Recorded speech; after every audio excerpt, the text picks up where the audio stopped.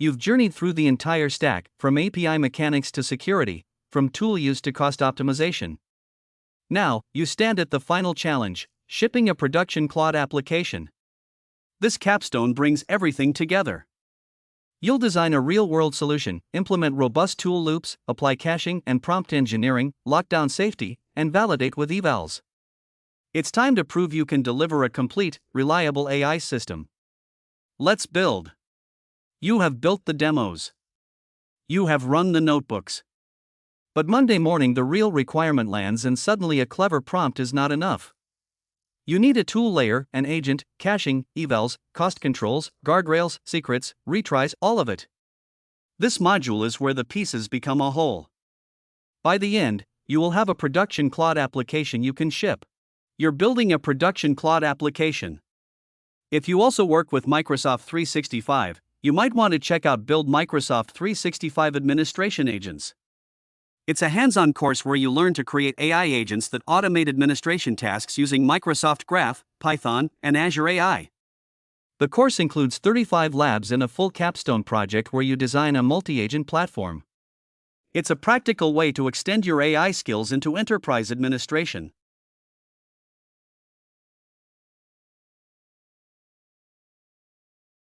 We start by translating a real-world requirement into a concrete design, so you can move from an idea to a plan you can build.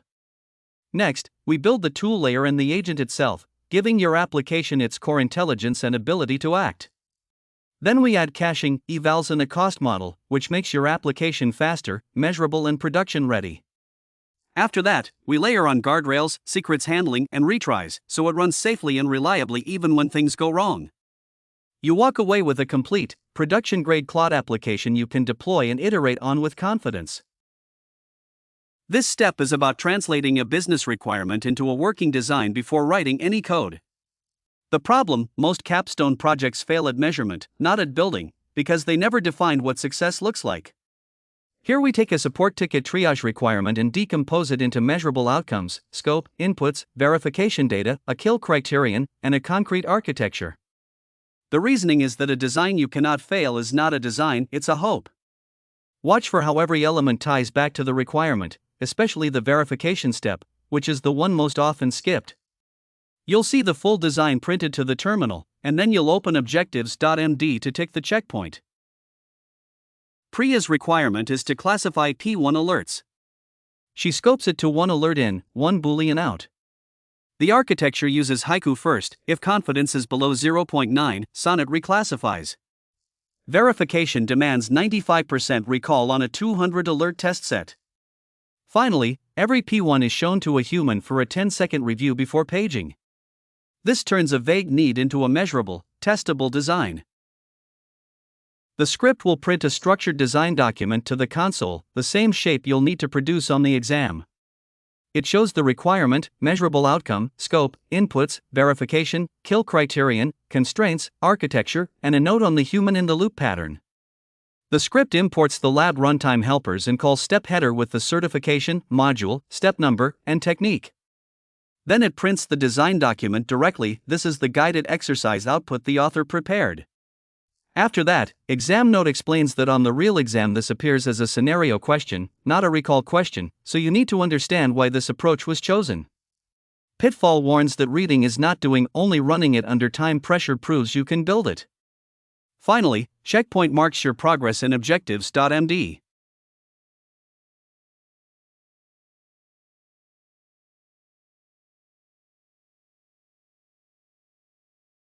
The output shows a complete requirements to design translation. The measurable outcome is time to humanize on P1 tickets, currently 34 minutes median. In scope, classify P1 through P4 with a reason and confidence. Out of scope, replying, closing, refunds. Inputs are subject, body, and account tier, all confirmed available. Verification uses 200 human triage tickets held back. The kill criterion is P1 recall below 0.90 after 2 tuning rounds. The architecture uses Haiku for classification, escalating low-confidence cases to Sonnet. It's explicitly not an agent, one input, one decision, and every P1 is reread by a human before paging. The pitfall note lands here: verification is the requirement most often skipped, and without it you cannot tell tuning from luck. When you build an agent that loops unattended, every tool you give it is a liability. The model can call anything in the list, on any turn, and you pay tokens to describe each tool on every request. So the design rule is, expose the smallest surface that still solves the task. In this step we define 3 tools, but only 2 go to the model. Classify ticket uses a strict enum so the output is predictable. Lookup account is read-only and safe. Page on-call is the dangerous one, it pages a human, so we keep it out of the loop entirely. That restraint is what the exam scenario tests. You are about to watch the tool layer take shape, then see a single messages call run 40 tickets with no agent framework, just structured output. The checkpoint after will ask you to compare your result against the expected shape. We start with an agent that only needs to look up orders. First, we define a getOrder tool with a strict schema. It takes an order ID string and nothing else, so the model can't inject extra parameters. Next, we intentionally leave cancel order out of the tool choice list. The agent literally cannot call it. For the rare case where a refund is needed, we keep a refund tool but gate it behind a human approval flag that must be true. Finally, we consider adding a search tool, but realize it would bloat every system prompt by 200 tokens, even when not used. Restraint here is a design requirement, not an afterthought. We are going to define 3 Python functions that represent our tools, then run a batch of 40 tickets through a single Claude call. The output will show parse success, a recall score for P1 tickets, latency, and how many got escalated. The script starts by importing the lab runtime helpers step header, exam note, pitfall, and checkpoint. Step header prints the banner you see on screen, with the cert, module, step number, and technique. Exam note reminds you this appears as a scenario on the real exam, not a recall question. Pitfall warns that reading is not the same as building under time pressure. Finally, checkpoint marks your progress in the objectives file. The actual tool implementation and the batch run are left as a guided exercise. The code you write will go in the to-do block.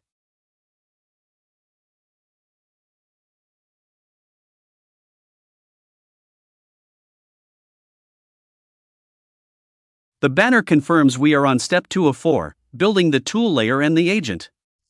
The blueprint line shows this is a cross-domain capstone worth 0% of the exam, meaning it is practice, not a scored domain. The tool layer lists classify ticket with its strict enum, lookup account as read-only, and page on-call marked not exposed. Only 2 of the 3 are handed to the model. The loop summary reports 40 held back tickets, all parsed successfully, a 0.93 recall for P1 tickets, a P95 latency of 1.3 seconds, and 11% escalated to Sonnet. The layering check confirms business logic was tested against a recording transport with 0 API calls. The exam note drives home the point: exposing the paging tool to an unattended loop would meet the requirement but fail the design. The pitfall reinforces that 2 tools the task needs be 3 that cover every eventuality. Finally, the checkpoint prompt tells you to open objectives.md and tick the line for this step, then compare your output shape against .expectedOutput.json.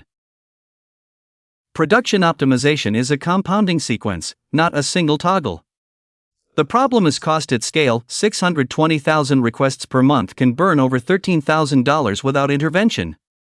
This step teaches the reasoning behind the order. First, shrink the output tokens, because every downstream saving multiplies from that smaller base. Then right-size the model, because a cheaper model on bloated prompts still wastes money. Only after those 2 are locked in do you add prompt caching, which cuts input cost by 66% on the stable prefix. Finally, batch the eligible 60% of traffic. The eval suite, 24 cases including adversarial and regression, proves the optimizations don't break behavior. Watch for the cost waterfall and the eval score lift. You will implement this sequence yourself in the lab. Priya's invoice processor sends the same tools and system prompt with every request. That's a stable 1629 token prefix. On the first call, those tokens are written to the cache, incurring a creation cost. The next 19 requests read the prefix straight from cache, clocking 30,951 cache read tokens. Without caching, all 32,580 input tokens would be billed at the full input rate, costing about $0.049. With caching, the reads are far cheaper, bringing the input total down to $0.016. That's a 66% saving, proof that caching a stable prefix dramatically lowers per request cost. The script prints the optimization blueprint, caching breakdown, eval case counts, and the cost model waterfall from $13,590 down to $3,140. It also warns about exam scoring on order and the pitfall of evals that only test happy paths. The script imports the lab runtime helpers and calls step header with the module metadata, step 3 of 4, the optimization technique, and the cross-domain blueprint. Then it prints an exam note explaining that this topic appears as a scenario question, not recall, so understanding why the approach works matters. A pitfall reminder follows: reading is not doing, and only running it proves you can build under time pressure. Finally, checkpoint marks progress. The actual implementation is left as a guided exercise in the module folder.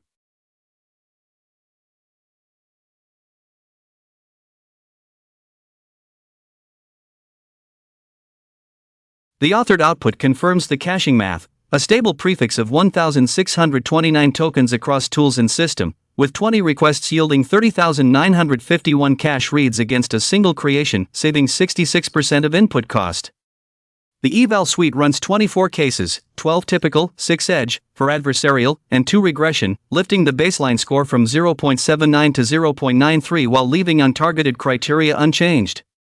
The cost model waterfall shows the compounding effect: $13,590 raw, $9,824 after output shaping, $6,102 after model right sizing, $4,510 after caching, and $3,140 after batching, a 77% total reduction.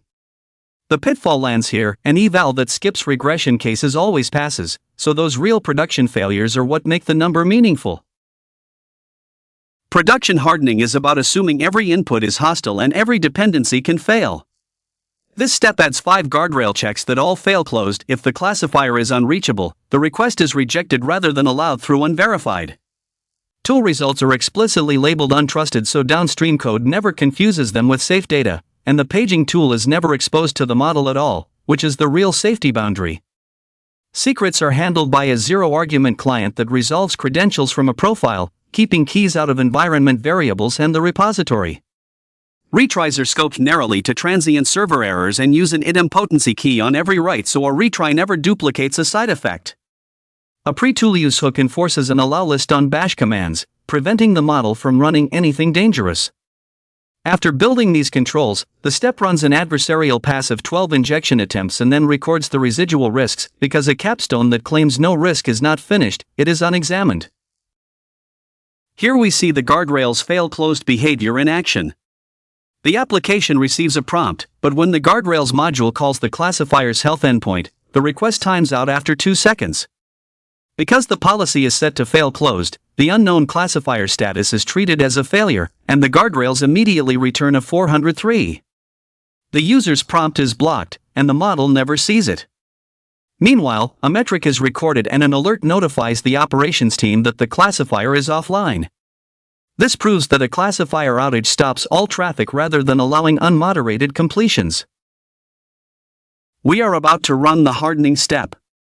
The script will print the guardrail checklist, the injection defense strategy, the secrets approach, the retry policy, and the hook configuration. Then it will report the results of 12 adversarial attempts and list 3 residual risks the author chose to document. The script imports the lab runtime helpers and calls step header with the certification, module, step number, and technique. It then prints an exam note reminding us that this material appears as a scenario on the test, not a recall question, so we need to understand why this approach was chosen over alternatives. A pitfall warning follows: reading the step is not the same as building it under time pressure, and the blueprint weight of 0% does not mean we can skip the hands-on work. Finally, checkpoint marks our progress in the objectives file.